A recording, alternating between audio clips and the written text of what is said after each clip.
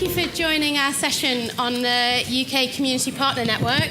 We're going to try and make the session interactive because we believe that when you've come to a conference, sitting around a lot, listening to people can become not everybody's preferred way of engaging. And so hopefully we'll have you up and about sharing your stories and participating in a number of exercises, all of which are non-intimidatory. And you don't have to do them if you don't want to. So my name's Sophie Duncan. I work for the National Coordinating Centre for Public Engagement. The centre is funded by the Research Councils UK, the Higher Education Funding Councils and the Wellcome Trust to try and inspire a change in how universities engage with the public. And so we do a lot of work trying to cultivate the conditions where great community and public engagement can happen and to help universities get better at supporting it. And I'm Kim Allman. I'm a community partner. And I've been working, and colleagues of mine have been working with different academics at the University of Brighton for about the last 10 years. And I, along with a team of other community partners, about 18 months ago, thought there might be a real need for a UK-wide network to provide a space for community partners to share stories and build their skills. So that's why I'm here. And there are some people in the room who have been active in trying to establish this UK Community Partner Network. So I don't know if you just want to wave if you've been on the working group. And so during the next hour, we're going to be talking about community-university partnerships. We're going to be talking about the network and what we hope it will be able to do, and hopefully having a good time. So without more ado, you happy for me to move on? Yes. So we're going to start with an exercise to get everybody on their feet. And I call this line experience line. So it's a line of experience. And you, I'm sorry, sir, are going to have to move your chair just for this activity. You just move it to the left so that we've got a space. And because the cameras are over here, we're going to face this way. And what I'd like you to do is locate yourself on the line. And over this side, we've got people who have no experience at all in community-university partnerships, either from a community or a university side. So right at this end, no experience at all. And then right up at this end, we've got people who've got a lot of experience, who feel that they're really well versed in working in a community-university partnership space. So if you'd like to put yourself on the line, and before you start, you need to negotiate your place on the line. So you don't all blob together. It is a line, so that you don't have a big kind of huddle of people, okay? Everybody understand? So I'm guessing that there's a lot of people who feel they don't have a lot of experience of community-university partnership. I'm coming over to you, sir. Sure. So who are you? Tell us who you are. Mohsin Alatar.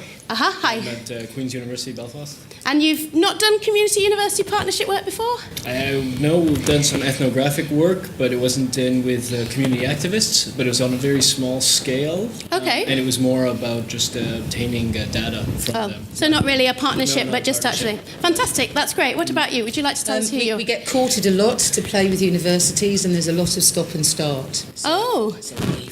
So your community organisation is... Well, we're an arts organisation that works in community. So much sought after by universities, but not always... In fact, working abroad with unis, but not in Britain. Oh, interesting. So is it easier to work with Yes. Oh, shame on us. Shame on us. Okay, in the middle then. In the middle. I'm going to go to you because you're not looking at me. So who are you then? My name is James. I'm from Manchester Metropolitan University. My experience was as a PhD student.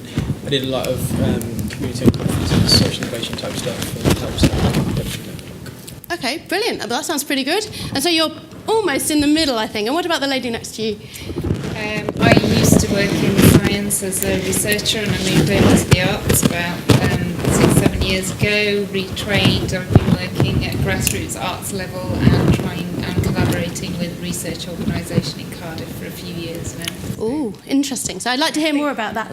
You think you're in the middle? Okay, I'm going to go up to the... I'm not going to come to you, Kim. I'm going to come to Suzanne. So I know Suzanne because we've been on the working group for the Community Partner Network together. Tell us, Suzanne, some of your experience. Oh, yes. Well, I work at an infrastructure organisation for the third sector. So, and because I'm a researcher there, that's where my links with universities and with academics come in. And I was just thinking how many years. I actually don't know how many years, but It's been so long. You know, all sorts of different irons in the fire, and the latest is this big research project that I'm part of. Brilliant, brilliant. And we're going to hear from Steve later, so I'm not going to come to you right now. And I'm going to say, redistribute yourself on your line. If you think community university partnerships are a walk in the park, really easy, or if you think they're really, really difficult. Okay, so where are you on the line? They're really easy, maybe with international partners, or they're really difficult. Anybody want to say they're easy? Oh, okay. Oh, this is interesting. So the people with most experience have now relocated them as, you think they're easy, Kim? Well, they haven't always been. Rather depends on who you get. And also, it feels like the longer you do it, the more savvy I get about how to make them work. Yeah. And what about you, Steve? Well, I'm an outlier, so I can be ignored. Oh, I love it. Okay, and so you're thinking that they're really hard. Tell us why you think they're really hard. There seems to be a coda and sort of whole relationship around IPR and kind of assumptions, and I don't know. So tell us what IPR is. Sorry, intellectual property rights. Yep. So if you're kind of working with a researcher, there's a sense that anything they write is therefore theirs in the universities, and I think that's a huge issue, particularly for small arts companies. Yes. That are maybe developing, techniques. Brilliant. Yes, thank you. And is it Patrick? Yes, I'm Patrick. Yeah. I come from the Business Continuity Institute, so we do a lot of research when it comes to resilience, and I do come across that problem as well, that in business, most research is pretty much cordoned off by companies. And for us, our experience working with universities, we haven't really progressed that much, because we also have that same issue as well. So. Brilliant, brilliant. Shall I come to someone in the middle? Is there somebody who works for a community-based organisation in the middle? Anyone in the middle who works for a... I do. Oh, brilliant. So you've put yourself in the halfway house. I think you actually are in the middle. So tell us, why did you... It's a bit chronological as well, because this is difficult. In the past has been difficult when similar to you, I've been knocking on the door and not got anywhere. But then I've been courted with a budget. So I'm hoping that it's going to get much more easier, Brilliant. Brilliant, thank you. Well, if you'd like to take your seats, we're getting a sense of who's in the room, aren't we? Yes. So we're beginning to see that there's been quite a bit of experience in the room around working with community university partnerships and some optimism, maybe. Yeah. Like the fact that nobody was really, except for our outlier who said we could ignore him. So no one's saying it's really easy, but no one's saying it's really hard. So I'm going to hand to you, Kim. And I guess that's quite an interesting bridge into one of the things we found as we've tried to set up a community partner network, which is that people have really different experiences. We have some fabulously rich stories about where it's worked well and gone quite smoothly, and we're also hearing loads of stories, or not loads, some stories from people where actually things have gone a bit belly up. So what we're really interested in is how you fix that. So I'm thinking one of the things we wanted to suggest to you was the reason community partners do this work is because it links with something else that they want to do. Am I doing something You're doing wrong? something with your mic. So when you go like this in your excitement, you're knocking your mic. Is that helpful? So I have to go very carefully. All right then. That better? I don't know. Thank you. One of the things we would suggest to community partners, if you get involved in community partnership work, you need to do some thinking about how does this link with your day job? How does this advance the stuff that matters to you? Before you think about doing this work, because it's tough, it's hard work, it's a lot of time, it's a lot of effort. So if off the top of your heads, I was to say to you, why do you bother? Why do you bother to partner up? Why are you even interested in partnering up with people who work in the community to do your sort of work? So I think we have some community partners and some academics in the room, yes? Probably both? Some both? Maybe some both. So with whatever hat you identify with, I'm going to ask you just to take maybe 1 minute, two, with the person next to you. What is it that floats your boat about this work? Why do you bother? What is it that you think makes it worthwhile? And I just want to see where you get with that. Have a go. Throw some ideas at me. Why do you bother? You were all talking then. You must have come up with something. Have I scared you with the microphone? I have to use a microphone, I forgot. Well, we were both in agreement, actually, that one of the main reasons why we're interested, because we're both from the community rather than university, is because it kind of gives you a bit of permission to properly look at some of the work that you're doing and the impact and the successes and the challenges and the processes. Because quite often in the sector we work in, you kind of just have to get on with things, move it forward, and you do evaluations and you do monitor and all of that kind of thing, but it kind of almost gives you that permission to properly research it and look at it in detail. So you get that chance to step back a bit and really look at it with slightly less pressured. Yeah. Okay. Anybody else? Why do you do it? I really like what you said about bringing in new thinking. So when you work with academics, although it can be glacial, because I think there's a thing around time for me, well, it can be, and if you're just used to working fast, which I am, that I don't have the patience for some of the kind of timelines. But you said something about that fresh thinking, and also for us as a small arts organisation, it's very process orientated. Every single project's different. But we need other people to help us articulate what it is we do well. Yeah. Anybody got something different to that? In poetry.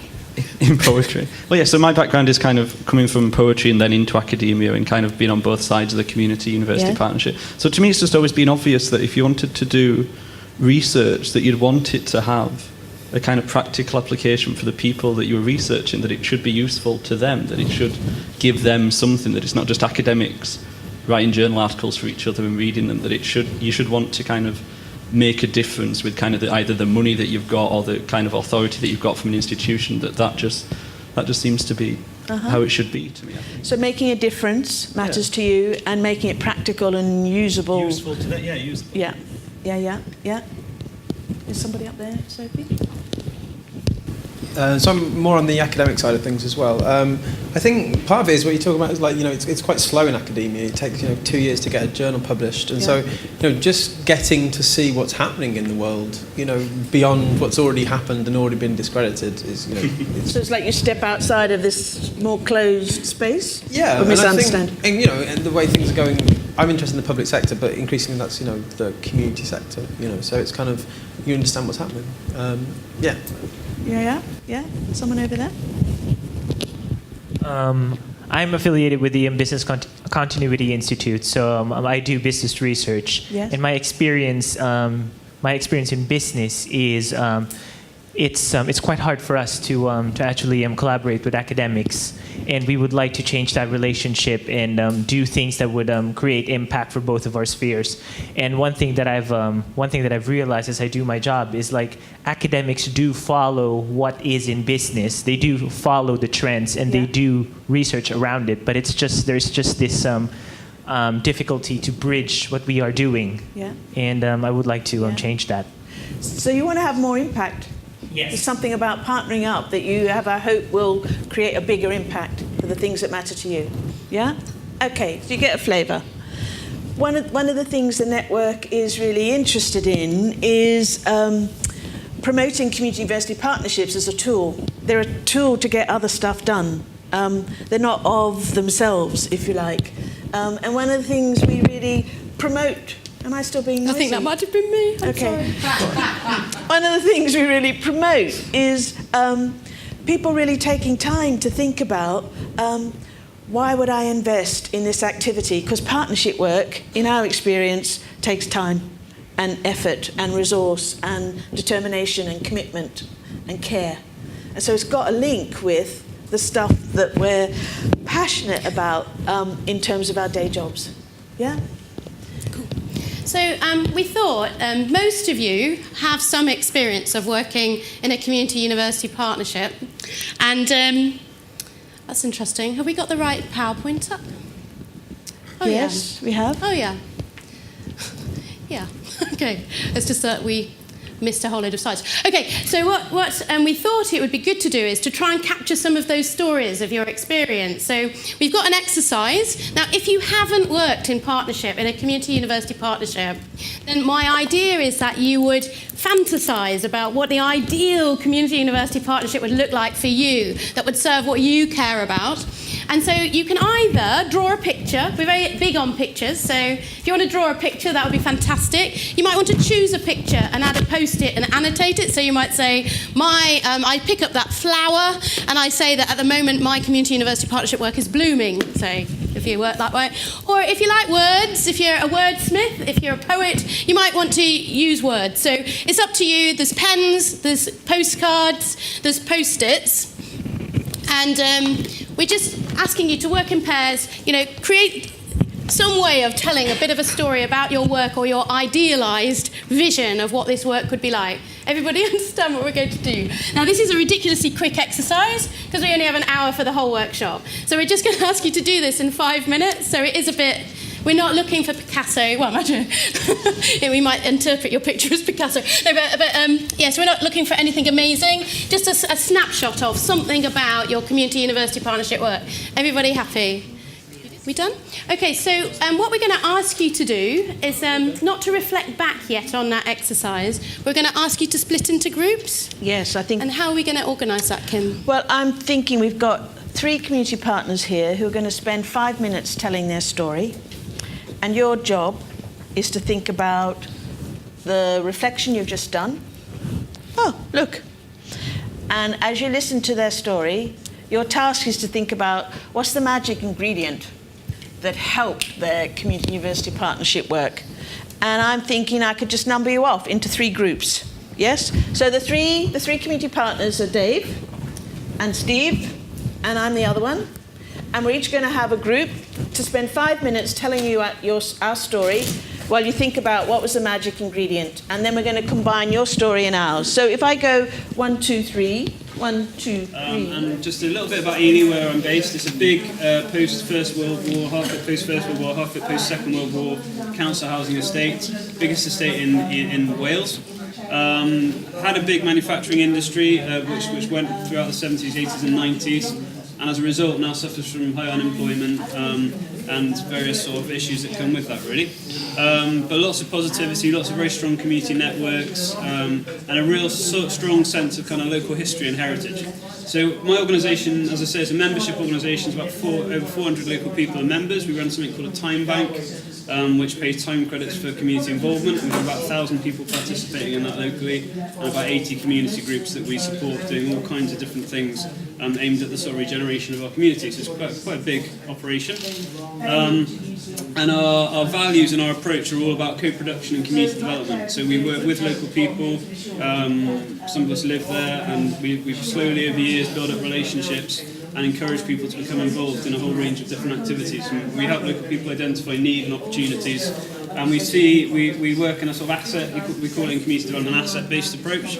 So we're serious about the issues we want to confront, but we have a positive approach. We look at what's available to us in our community that we can make use of positively. The Kaya Heritage Project, which is what I'm here to talk about, is a big heritage project that we run with Cardiff University, so they're our partners in this. And it's based at an old Iron Age hill fort on the edge of our estate. It's one of the biggest Iron Age hill forts in South Wales, and it's a little gem on the edge of Cairo. And it's one of those assets, it's one of our big opportunities to engage people in learning opportunities, to understand together our history, and to have conversations with local people about what we can learn from our past and how that can influence our present. So we've had, at the moment, we've got going on a huge excavation at the site again. It's our 3rd excavation. The first one was with Time Team, and we've done one for the 2 summers since. And we had over about 1,000 people who came up and helped with the excavation last year. So we train local people up, but we're very keen to emphasise that they are partners in it, and they bring, whilst they receive learning from the university about archaeological skills or how you manage finds from a dig and all this kind of stuff, we're very clear that they bring local knowledge that we wouldn't have without their involvement, so it's an equal partnership. So we have everything from people who will be up there every day, and there's a bunch of guys who came up for the first day of the dig yesterday. They were up there every day last year, and I know they'll be up there again every day. They're unemployed, and it's building their skills, and they're also attending adult education classes and learning basic skills and archaeology through it as well. And then we'll have lots of other people who come up and visit as the weeks go on throughout July. So that's great. And we work with the schools. We'll have pupils up there this week.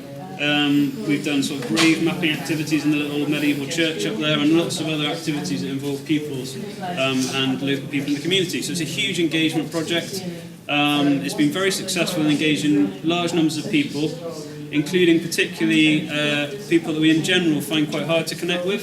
I'm thinking particularly we find men in their kind of 30s to 40s a particularly difficult group for us to engage, unemployed men. And it's something that really attracts people of that particular demographic up there. So we have lots of people come up and they then move on to opportunities around adult engagement. So the other big things for us is statistically in Ely only 3% of people ever go into higher education. So having a university present in our community, building up relationships and building connections with people is really exciting for us. It's about changing people's perception of universities and helping them consider it as a realistic option for them. So that's been really important. So I've probably got about a minute left. A minute left, so you're absolutely right. A few lessons for us. It was mentioned earlier that a lot of it comes down to the particular people you're working with, and I would say we've had some excellent people at Cardiff University working with us on the ground who are committed to a long-term approach, who are committed to relationship building, and who understand the concept of local people having something to contribute as equals. So that's really been important to us. Some of the challenges, there's a thing around funding, I think, where we've struggled to be able to claim some of the costs to our organisation from some of the funding bids that we put in together. So I think what people sometimes miss is an organisation like ours has invested 8 years now in building relationships. Okay, storytellers, you've got about 30 seconds left, and then for the discussion. What people see is that, almost what we do is we bring the people, we bring the networks, and we bring the participation and involvement. And sometimes it's easy to see that on the day, we turn up with 30 people, 100 people, whatever. But what people perhaps forget is the investment and the time and the energy that goes into building those relationships and networks. And that needs to be considered in terms of funding as well. We need to be able to sustain our kind of organisation, which has a long-term presence in an area that's classically quite difficult in terms of engagement.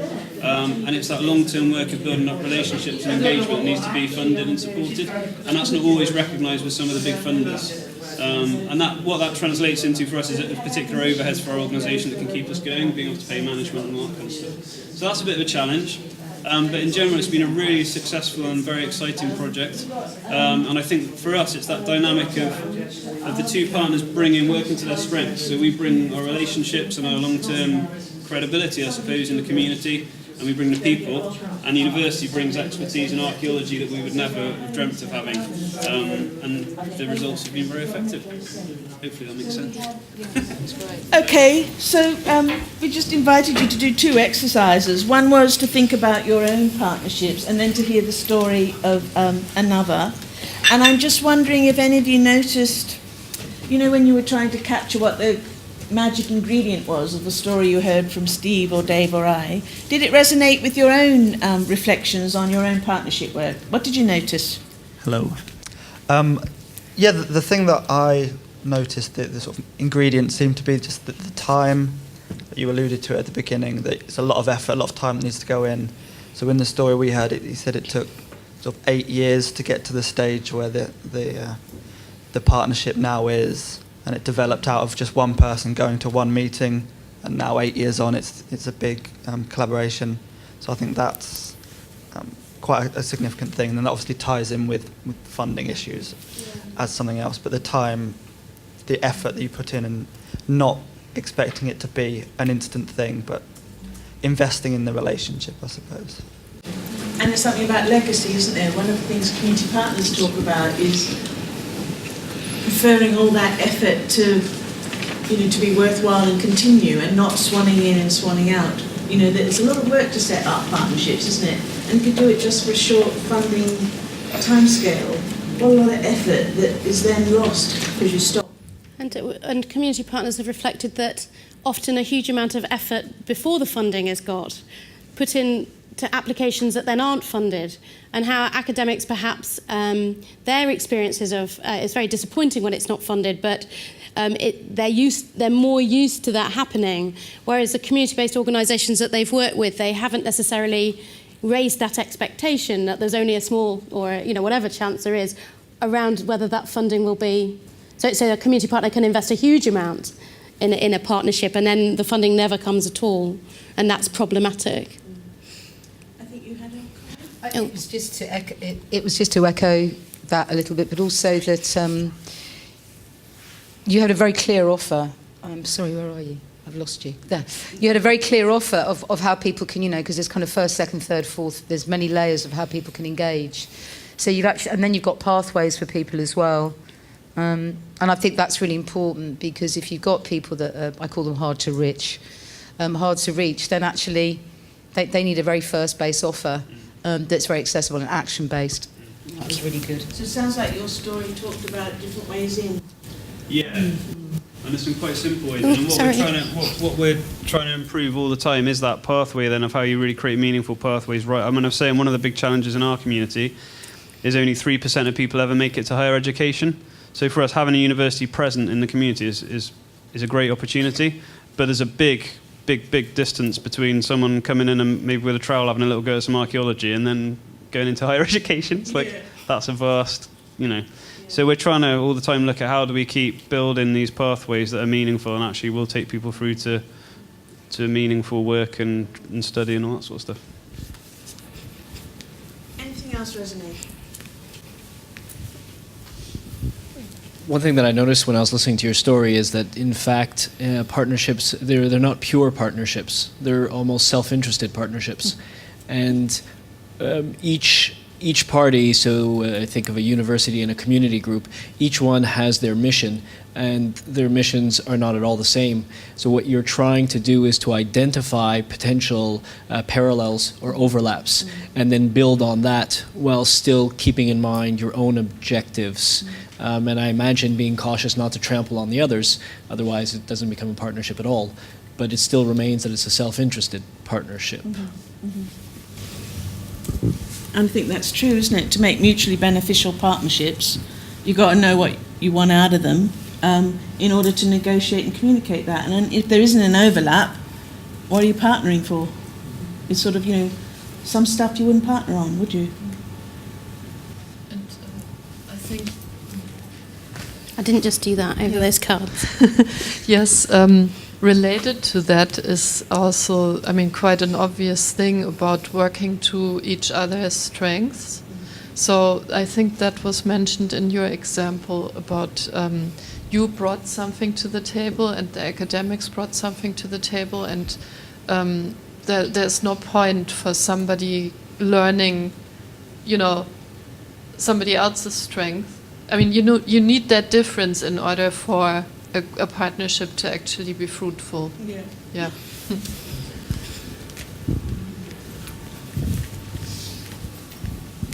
Yeah, that kind of tied in with what Steve was telling us about in our group, because he was reflecting on the fact that he was talking about a potential sort of community university partnership, and it was the fact that it was those different strengths that were coming out, the differences between the sort of the community and the university blend that was being brought to it. And it was the fact that the university added additional dimensions because it was like a multi-faculty approach as well. It was, I won't tell the whole story again, but it was a really fascinating example of where you could have gone in and done something as a community partner, but it might not have had the same level of impact or delved into things in the same degree that having that university involvement was. It almost gave you a space for reflection and thinking about, were your activities the right ones? And it's that sense of potential, I think, that you can get when you're working with, those blends from the two sides of community and university that came over really strongly in his story.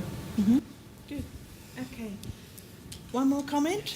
And then we'll spend the last 10 minutes telling you a bit more about the network. Yes, one thing that struck me as well is the element of potential, because I'm reflecting on my personal experience. It's like being in a business professional institute. We are also committed to making our members' lives better and trying to drive our discipline forward. And it's pretty much similar to what universities would want to do, like to advance their own discipline and make sure it has an impact. And for me, coming into this festival, that's what I want to do personally, like start creating those relationships that would allow us to work on mutually and beneficial projects that would hopefully, play to our strengths and hopefully benefit our respective stakeholders. Mm-hmm. Great. So I realise I've lost my sound. Oh, so shall I do the next bit then? Okay, go ahead. That'd be helpful. So we'd really love to take your stories. The more annotated they are, the more meaningful they are to us. But if you feel comfortable sharing your stories, if you could leave them, that would be great. I think that, as Kim said, we're just going to spend 10 minutes just talking about the UK Community Partner Network. And first and foremostly, I think that the network, members of the network are really passionate about community university partnerships of having a real value, and that for particular purposes and for particular reasons, that they serve a really important social purpose in our society, and therefore they want to champion really effective practice within it. So the UK Community Partner is of and for community partners. The idea is that for those people who are working with a university or who want to work with a university or work with academics, then this is a network for them. And we've had a lot of negotiations about what's the purpose of those partnerships, and I think we as a collective have agreed that it's about building good partnerships fit to tackle social concerns. So there are lots of other purposes for community university partnerships, and we're not trying to say that they're not important, but currently our focus is on partnerships that tackle social concerns. It's hosted by us at the National Coordinating Centre for Public Engagement. The real reason for that is because we were funded to be set up, and then the community partners on the working group were cognizant of the fact that it took a lot of their time and energy to stimulate, to sort of serve the network, and actually there needed to be a bit of infrastructure and support. So we at the NCCP have been invited to provide that for the foreseeable future, with a view that at some point it may become a self-sustaining, self-financing network. But whilst that isn't the case, we're providing that and a bit of admin support and a bit of funding for events and the like. It's a membership network, so it's led by the members as much as we can facilitate it being led by the members. And it's been really facilitated by funding from the Connected Communities project. So the Connected Communities programme, I think, was quite a risk-taking programme. And I think one of the things that they did was back this idea that let's explore whether a network for community partners might serve a useful purpose for building more effective capacity for community university partnerships and providing a space that was other to the spaces that currently exist, which primarily exist for academics to theorise community university partnerships. And there wasn't a space for community partners to have that conversation collectively. And I think Kim, who was one of the initiators of the network, had noticed that that was a bit of a problem, that how do you get better at things and how do you not make all the same mistakes, because there's nowhere to learn from, because there's no body of evidence or practice. Do you think that's fair? Yeah, that's fair. Shall I hand over to you now? Okay, I'll use this. What we noticed when we consulted with a lot of community partners was that many of them were saying we hardly ever meet other community partners. They're relatively isolated. Unlike academics who can come to conferences and meet each other in the corridors or whatever, community partners are dotted all over and doing very different things.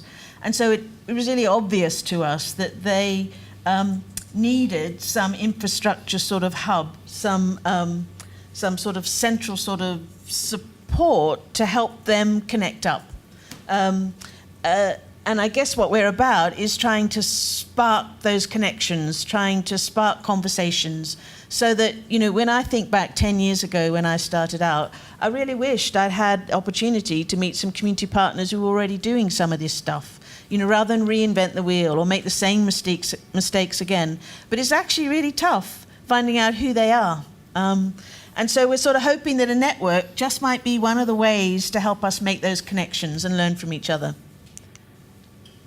So we, for the last year, have been doing a consultation. So we have done an online survey, we've run a number of focus groups, we've run a national summit. And what we've been trying to find out is, well, if we do have a network, what do community partners want from that? And they want quite a lot of things, not all of which I think we're quite in a position to deliver yet. But they were interested in coming together to respond to both consultations and to inform policy. So the fact there was a feeling amongst those community partners, as much as they were committed to community university partnerships, that some of the policy frameworks and the processes around them made it very difficult for them to participate. And so they'd like to have a voice within that, and that they felt that as a collective they might have a stronger voice rather than an anecdotal one. this idea of having events to bring policymakers, universities and community partners together, there was a feeling that actually there was no space currently for those kind of conversations to happen. So the Arts and Humanities Research Council would come to us at the NCC and say, what do community partners think about this? And we were like, well, they're huge, they're not a homogenous group, they're all differently defined, and actually there's no place that you can go and say, well, community partners think this, because they don't think one thing. So actually creating a space where some useful, constructive conversations could happen was important. Something about resources, so having resources to get you started or to help guide the work that you're doing. Opportunity to share information, so actually sharing approaches that were working or not working, or funding opportunities and the like. There was a lot of desire to link with other people, so a lot of desire to speak to other community-based organisations who are working with university. Guidance on how to do things in practice, so there were just some practical navigation issues. So we coined this term a kind of a community partner sat-nav that helps you kind of make sense of the territory of universities. Why do universities and their staff behave in particular ways? What are their agendas and priorities and timescales? Like capturing this thing about it's glacial, like compared to how a lot of the community partners working that, the university systems are glacial in how quickly people respond. So understanding that. And then, as I said before, lobbying. That was a increasingly an important part of this. And I think until the network is fully functioning and established, I think we believe we're not at that point where we can lobby with a collective voice yet. Okay, very quickly, our task, short-term and long-term. Our short-term task is to do some stuff that will build capacity, build our skills to do this work and negotiate the sort of partnerships that are mutually beneficial. And we're sort of planning to do that in a number of ways. We want an opportunity to share the learning, the risks and the opportunities. Sometimes, as I said before, it might not be that partnering up with the university is really going to be the best thing for what you want to achieve. And there's some you learn as much from what you do badly as what you do well, don't you think? There's something about how we surface that and get that out in the air so we can use it.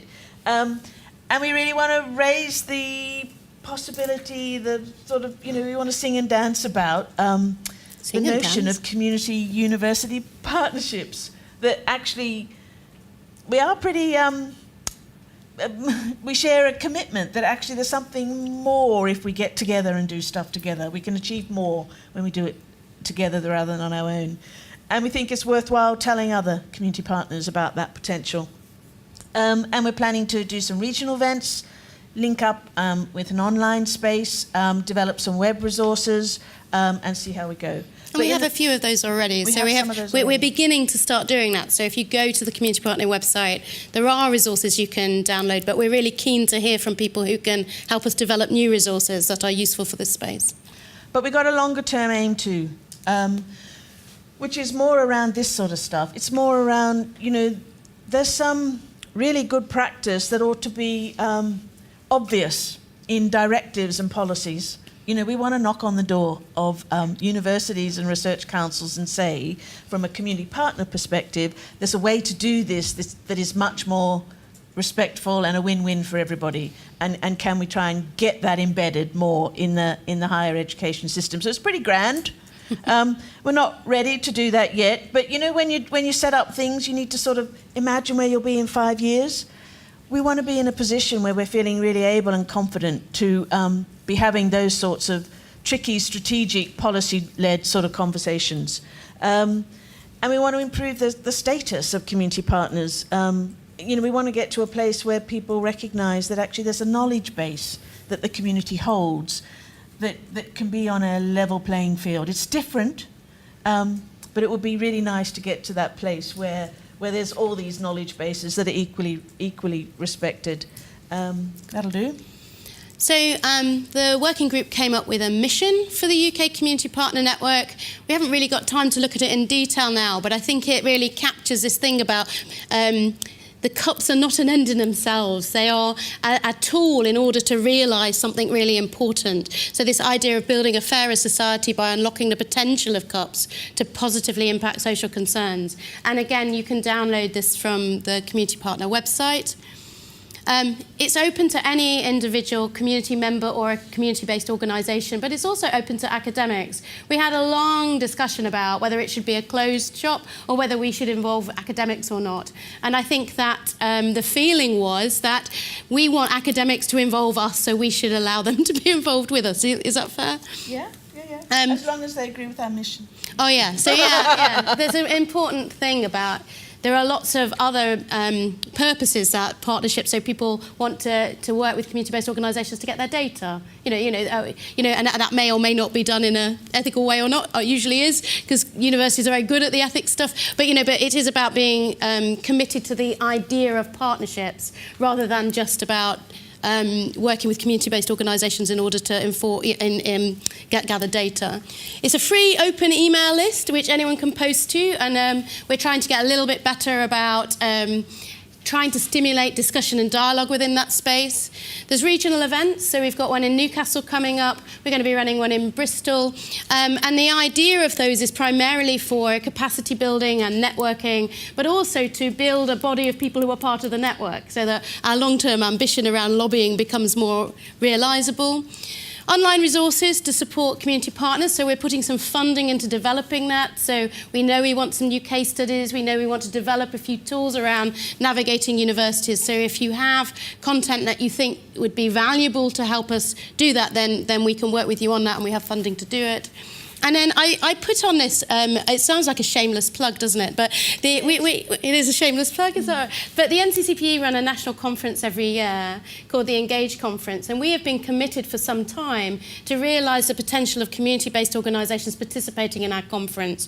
Now, I think we're a long way off making it as useful for community-based organisations as it is for academics and those who support academics. So we work with the network to try and inform what kind of content would be really relevant both to academics and to community-based organisations. We offer free places to community-based organisations to come to the conference, and we have a small number of bursaries to cover travel. So we try and make it easily accessible in terms of the finance, but I think that we still need help to ensure that it is beneficial to participate in the conference from a community perspective. To get involved, you can either do this complicated thing here, or you can just go onto the website, publicengagement.ac.uk/community partner network, and you can request to join the list. You can give me your email address today and we can just add you to the list. It's all very easy. And then we will keep you updated on what we're doing, and you can post comments about what you think we should be doing onto the list. Is that fair? Yes. Do you want to do this? And this is our last slide. Just a few quotes from community partners who've been involved already that are all quite optimistic and hopeful about a network really being able to provide them with some support and resources and opportunities to connect that can only be good for promoting really good quality community university partnership work, don't you think? That's a resounding yes? Yes, good. Okay. And I think we're done. And look at that, we're on time. So we're on time, but if you do have any questions, I'm not sure whether there's a group after us. It won't be immediately. So if you have any immediate questions, we're happy to, or you can leave, of course. That's the other option. And leave your stories and give me your contact details if you want me to add you to the list. Any questions? No, everybody wants to go and have tea. It's dead nice of you to come so late in the day. Thank you. Please write down that you covered. Sorry, am I clapping? I'm clapping you. Yeah.